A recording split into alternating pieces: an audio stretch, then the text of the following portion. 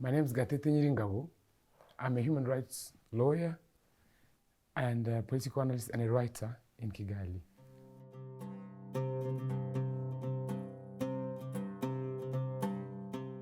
So I can see two major things. So there are always many things, but I can see two major ones. The first one is the unity. Because this is a poor country, it's landlocked, it's very densely populated, and it doesn't have natural resources like you'd have in Saudi Arabia. It doesn't have many. It has some, but not as many. So when you have so little rent, so little resources, you tend to take them and give them to one group of people that are in power. And the rest, you forget the rest of the population. Most of the people then feel disenfranchised. They feel that they don't belong to the development projects. So what happens is that you have a small group of people who are feeding themselves and forgetting the rest of the population. That has been the case since independence, up to the time when we had the genocide against the Tutsi. So after the genocide, the first thing was to build a national consciousness and to ensure that the little that we have, we manage them equally. Everyone feels belonging to the process. I know that when we started here, people said you don't have democracy, you don't foster opposition. We said, no, we don't have time to oppose. What do you want to oppose? We have nothing. We come from a genocide. You want people to start opposing each other over nothing. Let's actually come together, all of us, and work towards the national project together. So the main reason, really, in my opinion, that has achieved what we have today is the unity of purpose. Saying, we want to not be where we are now, we're going there, let's do it together. So that's number one. Number two is the faculty of accountability. Every country in Africa and the world have what they call an emerging plan, a vision. I want to be there, I want to do this. That's fine. It's very well written. We have consultants from all over the world who come and give you a beautiful paper that is very well written with indicators and objectives and vision and so on. But the secret of the pudding is in the eating. If you say you are going to do this by this time, you have to do that by that time. I worked for 3 years. I was a senior fellow in a think tank. It was called Institute of Policy Analysis and Research. My job and the job of that think tank, it was hired by government to measure performance of civil servants annually. So every beginning of the year, they sign contracts of performance. They say, I will achieve this. So central government, local government, everyone. You sign that you'll achieve KPIs that are clear. Then at the end of the year, an independent think tank is hired to come to you and to evaluate. 3 things we did. Number one, it's a big enterprise when we did this. Number one, we do an audit of your paperwork. Spend 2-3 days going through every paper. How did you give the tenders? Did you give them to family members? Did you give them to friends? How much money was supposed to be used? Did you do a transparent process in doing this? So it doesn't mean to achieve your goal, but did you use a transparent means to achieve that goal? 3 days. After that, we go on the physical check. So we go and look, if you say you build a school, of how many seats and rooms, we go to actually see the room. Sometimes we go to these places and the painting was still fresh. You could smell the painting because they know we are coming to evaluate. So they speed up the process so that they can meet their target. If you don't meet your target, you get fired. It doesn't matter who you are, you can get fired. And so, but if you do, it was like Olympic Games. At the end of the year, the first district was given a cup. Second and third, they were given medals. And the last, usually this mayor will not be renewed in his job. But this is only for local government and central government. But in general, everyone in this country is accountable. And he knows, and accountability can only be achieved if you see people being held accountable for mistakes that they did. And those are the 2 major reasons, I believe, that enabled the progress that we have today.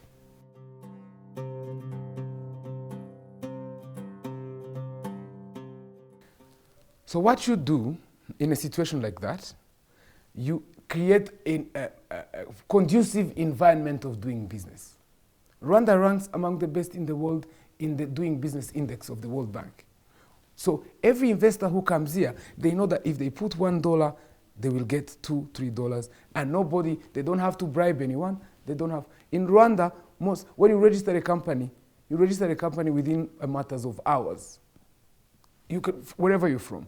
In Rwanda, you can bring your money, and you can take your money out every time, anytime you want. So, for example, we have what they call the Kigali International Financial Center. When you register within the Kigali International Financial Center, you can put your headquarters in Rwanda, and you can invest in Rwanda, but also across Africa. If you invest in Rwanda and across Africa, and your money is managed through the KIFC, that means if you bring your money to the KIFC, Rwanda has signed contracts with all African countries, you get, instead of paying 15% income tax, because your money is in this financial hub, you pay 5% only from getting your money from Mauritius, from Zimbabwe, South Africa, and Nigeria, into the KIFC. Now, to get your money out of the KIFC to Saudi Arabia, to Dubai, to France, you pay only 2%. So instead of paying 15% income tax, you end up paying 7%. You save 8%. So many companies have established Kigali International Financial Center as their hub, as they invest across Africa, because they save half of the income tax, but also because they know that it is safe, it's a conducive environment to do business, and from it, the KIFC also does advocacy for you across Africa to take you to the market.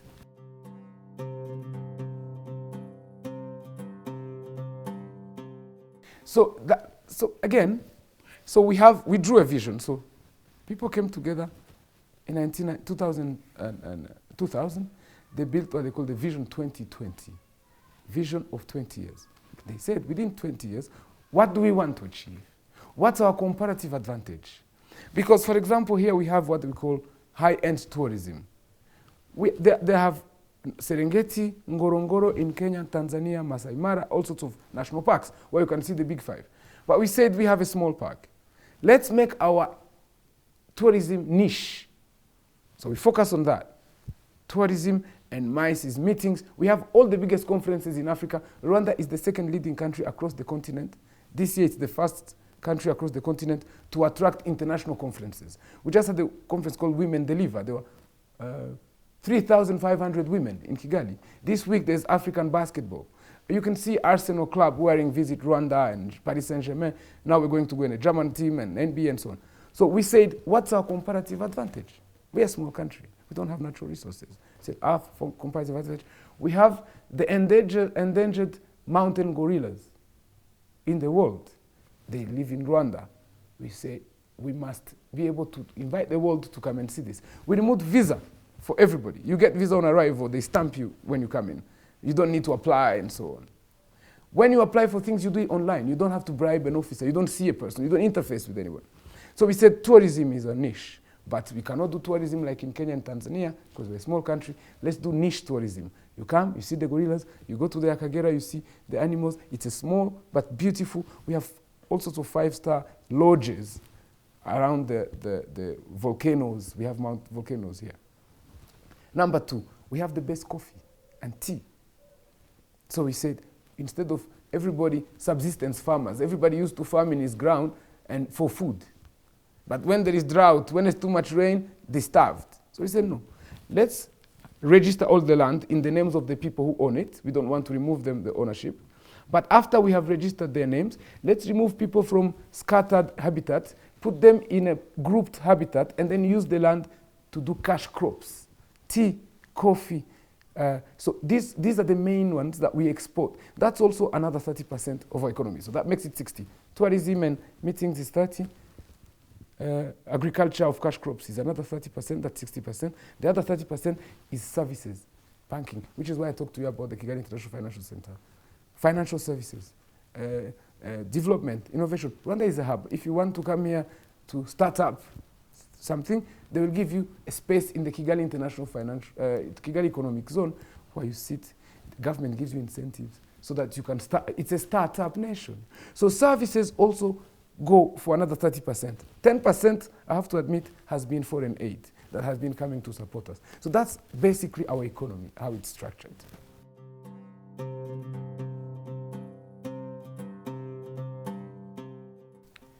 So what happened is that the government that's in power in Rwanda today is made of people who are refugees.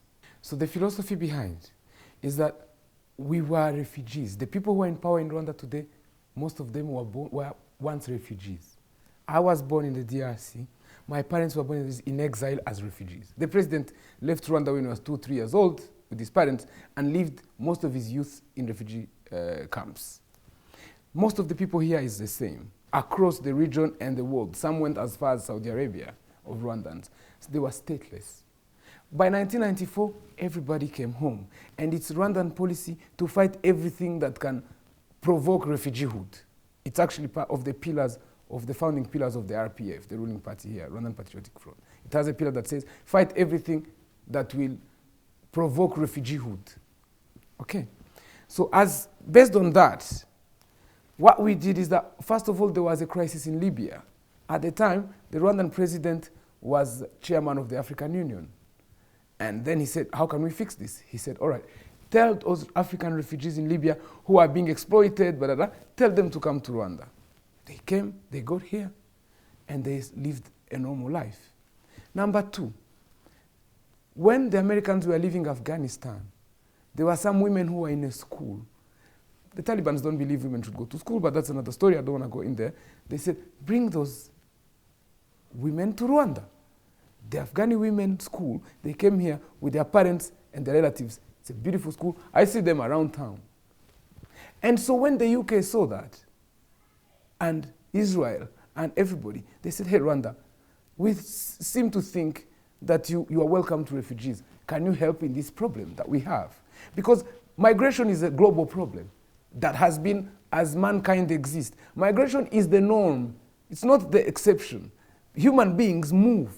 We didn't come from the ground. We move. That's why we are human.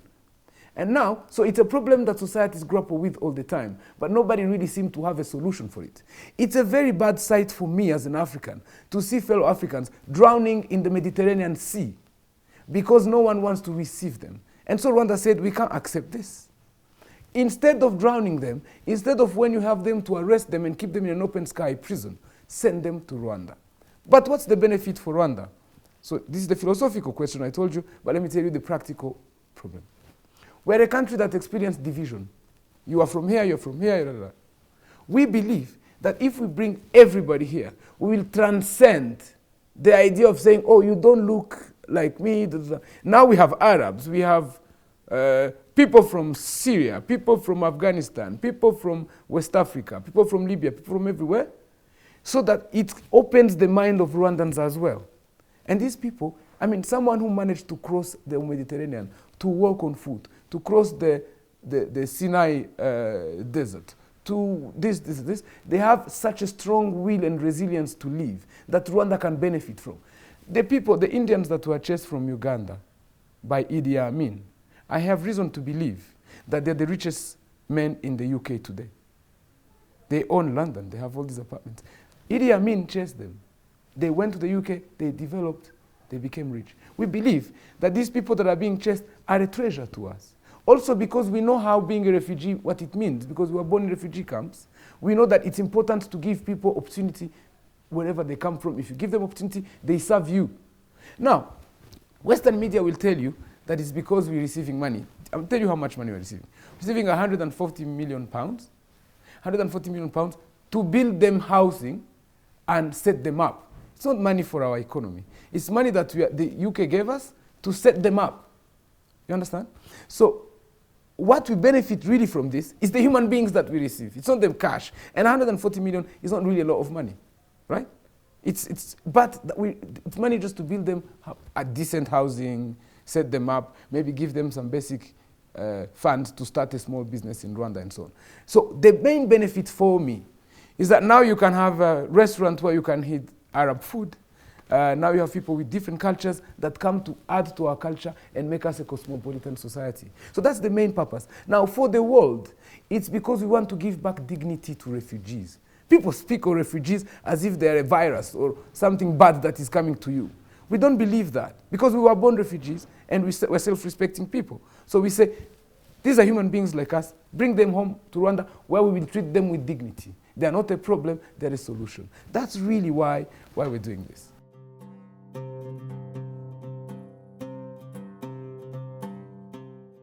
So there are two things here. Thing number one is that in the United Kingdom, they have their internal politics.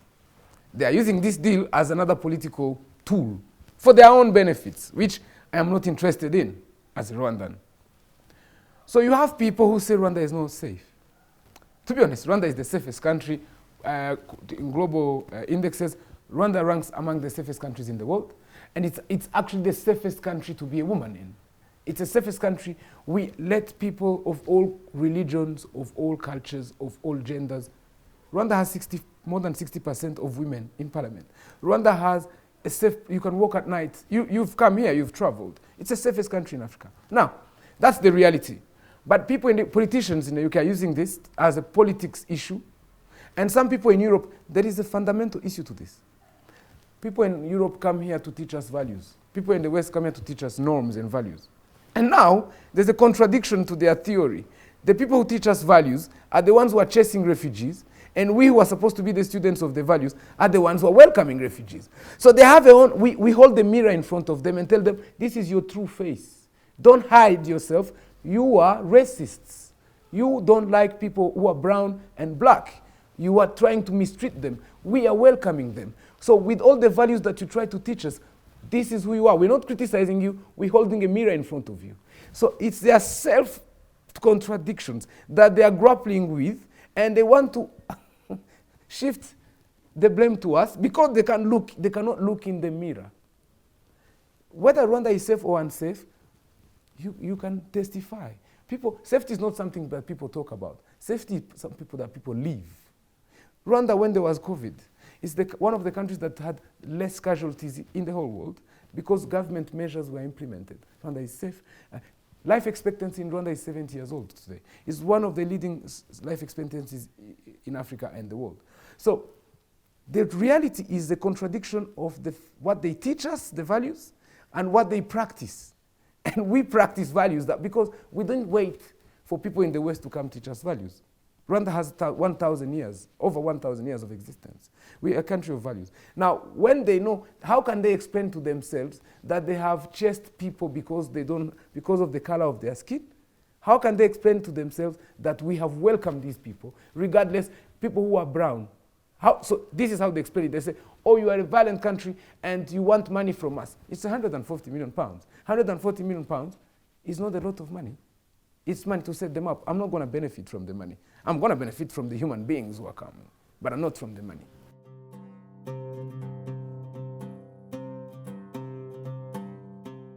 There is no such thing as an illegal refugee. Human beings are not illegal for trying to have a better life. If these conditions I'm living in today here are not favorable to me, and I try to go somewhere where my life can be better, I shouldn't be called illegal. We are all inhabitants of the world. It belongs to all of us. Some people will tell you that you're illegal because they don't want you. They are welcoming Ukrainians every day. But why don't they call them illegal migrants in Europe? They welcome them with open arms. Why you have to be illegal only because you're Arab and because you're black? There are no such thing as illegal human beings. I was born without a state. I was stateless. Was it my fault? It wasn't my fault. It was the fault of bad politics. So there are no such thing as illegal migrants. It's the laws that try to exclude people that give them the name illegal. Also, you're saying, the second thing you're saying is, the UK is likely to send dangerous people to Rwanda. Who are these dangerous people? There's no such thing. It's a safe country. And if they are dangerous, you can only thrive as a dangerous person in a dangerous context. When they get to Rwanda, they will not be dangerous anymore because we'll give them conditions to make an honest living. So there's two lies I want to dispute. One, there's no illegal human being unless they are doing a crime. And one of them, to try to get a better life is not a crime. Number two, there's no such thing as dangerous people. Criminals exist. But I don't think, last I remember, the people who are being sent here, the only crime they committed is try to get a better life. That should not characterize them as criminals.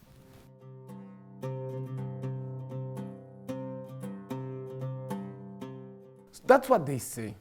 And it's possible that if people who go to the UK or to Europe are immediately sent back to Africa in a safe country, it is true that it can help them reduce criminality of gangs that smuggle people.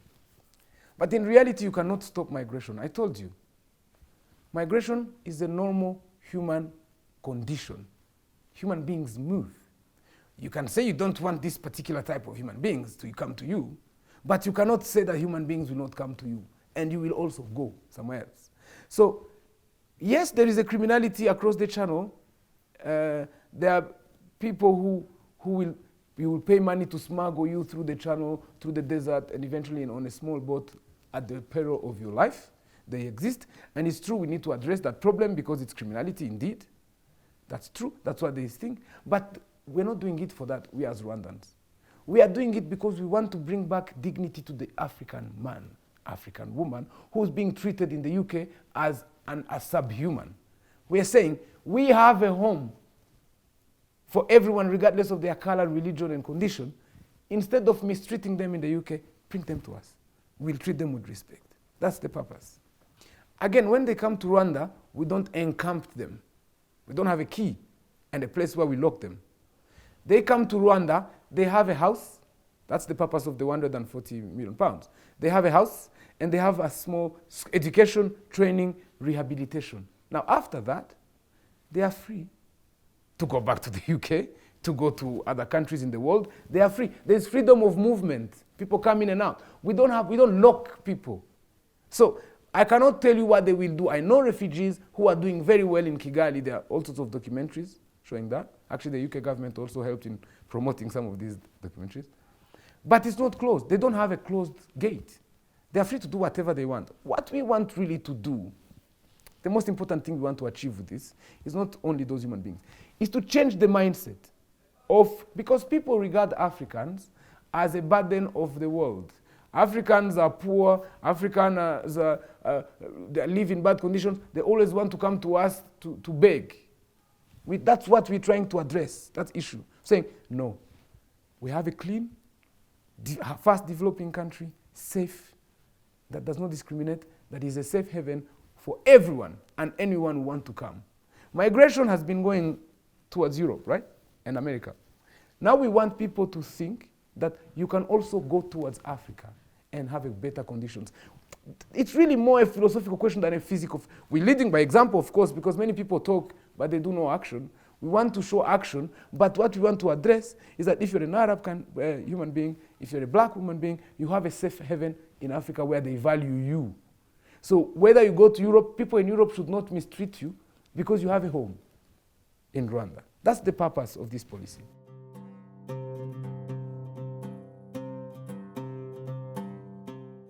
Yes, I think Rwanda and Africa in general have done little work to promote themselves to GCC countries. And it's a challenge. Saudi Arabia is a very rich country. Saudi Arabia has many tourists. I meet them when I go to Paris, when I go to London. I see Saudis doing tourism in London and Paris. But Rwanda offers better tourism options than these other countries. You can see gorillas. You can see elephants. You can see the big five: elephants, lions, hippos, and rhinos, zebras, and so on. We have good options for tourism. We have good options for meetings, for so on. But Africans, and Rwandans in particular, have done little work to promote that. I see every year, every summer, if you go across Europe now, you'll see Saudis. Many. And everybody likes them because they have cash to pay.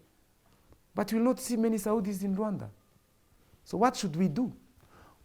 That's the point. I think it's incumbent upon us because we have many Muslims here. Every year they go to Mecca for the Hajj. That's all they do. They go, they do the Hajj, they come back. They don't interact with Saudis, tell them, by the way, this year I came here, next year I also come. So the Muslims here have not served us in terms of that. So the faith is strong. We have a good faith, big Muslim community in Rwanda. Strong community. The chief of the Rwandan army is a Muslim. He's probably went to the Mecca, I don't know. We have ministers and parliamentarians and so on. Islam in Rwanda is a very respected, by the way, remember, during the genocide against the Tutsi, some of the Christian faith were part of the organizers of the genocide against the Tutsi. Many Tutsis were killed in churches. Some churches in Rwanda have been turned into genocide memorials. But how do you call him? The mufti of the Muslim faith during the genocide issued a fatwa to say it is haram to kill Tutsi. 1994.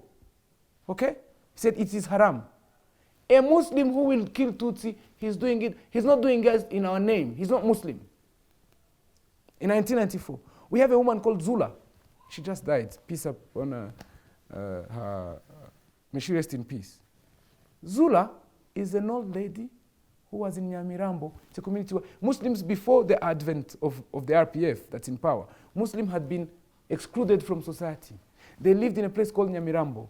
There was a military camp at the entrance of Nyamirambo, still is, to prevent Muslims from coming to town. Muslims used to come from Nyamirambo to the airport to go do some trade. They were excluded from society in Rwanda. But because the RPF is a revolutionary movement, even itself came with Muslim people. I'm telling you, the chief of the army is a Muslim guy. You see? So Zula, this woman, she hid Tutsi in her house. Many Tutsi. She risked her life to save Tutsi. Zula is a national hero today. She was decorated to this day. She's among the list of national heroes. This fatwa that I tell you, I will give it to you. It's an important document in studying the genocide against Tutsi. The Catholic Church is one of the organizers of the genocide against the Tutsi. In 1959, 1960, the Catholic Church issued, Rwandan Catholic Church, issued what they call, similar to a fatwa, they issued a circular that was read in churches that says, Tutsis are communists. Every Catholic citizen must hunt communists and they will receive indulgence from the church. Do you understand the dichotomy between the two churches? I'm not a man of too much church going. I believe in God, but I don't go to church. But this is historical facts. I'm not even, right? We have many Catholic people who saved people, of course. Many, yeah? We have many Catholic people who even are part of the RPF and Christians. And we have Muslim people who committed the genocide, individuals. Hassan Ingeze and so on, they're famous ones who are. But I just tell you what the position of the churches and faiths in Rwanda were. The Catholic Church issued a circular saying every Catholic should fight Tutsis who are communists. Tutsis are not communists. It was a way to say, fight Tutsi. Colonialism in Rwanda could never have been successful if it wasn't for the Catholic Church. The Belgian colonialists came with the church. So this is what the Catholic Church did, and this is what the Islam faith did. We have great respect for the Islam as a faith, but also for Islam people, the Muslims, because of what they did to us, to protect people, to risk their life during the genocide. So that's where we stand. But having talked about faith, here, I don't think your question was about faith. It was about how can Rwanda explain to the GCC countries to attract them to come invest. Qatar has invested quite a bit in the aviation field. Saudi Arabia hasn't invested enough in Rwanda, but we don't want them to invest only. We want them to come and see, which is why I'm doing this interview with you. I want them to come here. They think of Africa as, wars and crisis. You've been here. It's one of the most peaceful countries in the world. The weather is perfect. It's a green country. It's a safe country. It's a very good, I do business law sometimes. I have clients, foreign direct investors who come here. You come here with your money, nobody will ask you to bribe him. Nobody. If they did, they'll go to jail immediately. You come with your money, you don't have to take a Rwandan partner for you to do business in Rwanda. There is no sector that is locked that we say, oh, you cannot go in mining, you cannot go in telecom, you cannot go in banking because only nationals have to do this. No. Every sector in Rwanda is open to investment. And when you invest in Rwanda, that means Rwanda has only 13 million people. But Rwanda is like Switzerland. It's a land-linked country. That means you can do business in Kenya, where you have 40 million people, in Tanzania, where you have 50 million people, in the DRC, where you have 100 million people, in Burundi, so when you invest in Rwanda, you have a market of around 300 to 400 million people surrounding Rwanda, where you can cross because you're part of two things, what they call the East African community which is now about to bring in Ethiopia, which is 120 million people. So that market is going to be huge. But President Kagame, when he was the head of the African Union, he spearheaded the process that we call the Continental Free Trade Area. So if you're based in Rwanda, you can actually take your goods and services across the continent with no barrier because of the CFTA, African Union Continental Free Trade Agreement.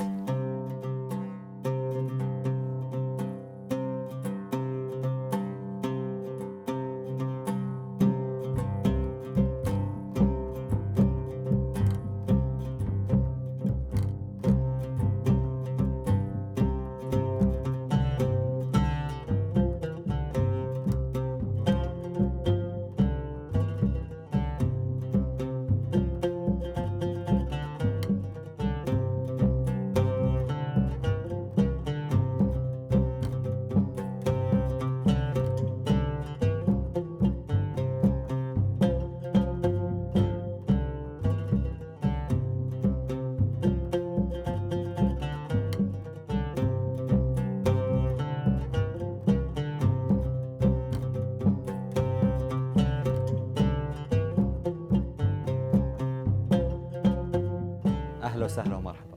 ودي لو تحدثنا كيف تحولت رواندا قبل 30 عام أكبر مجزرة شهدها العصر الحديث إلى الدولة الأسرع نمواً في العالم. لدينا في السعودية رؤية 2030 وأعتقد كانت لدى رواندا رؤية بهذا الشكل 2020 وأعتقد الآن 2030. لماذا لا يكون هناك تعاون بين البلدين حتى الآن؟ ما هي بنود الاتفاقية بين بريطانيا ورواندا؟ كما نعلم جميعاً هناك اتفاقية بين رواندا وبريطانيا فيما يخص اللاجئين والمهاجرين، ولكن هناك معلومات كثيرة غائبة عنا جميعا حتى عن الصحافة. ودنا نعرف إيش الفائدة رواندا، إيش الفائدة أيضا لبريطانيا وأيضا للشعب الرواندي والمهاجرين كذلك. سيد قتيتي، بعض وسائل الإعلام الغربية وأيضا بعض منظمات حقوق الإنسان تزعم بأن رواندا ليست آمنة. ما هو تعليقك؟ أنا اليوم موجود في كيغالي، بصراحة قاعد أشوف فرص استثمارية جدا رائعة، ولكن للأسف بصراحة هناك معلومات كثيرة منقوصة عندنا في أنا ما أبغى أبغى تخش على طول. للأسف ما في معلومات كثيرة موجودة عندنا في العرب أو تحديدا الخليج عن رواندا. وش السبب؟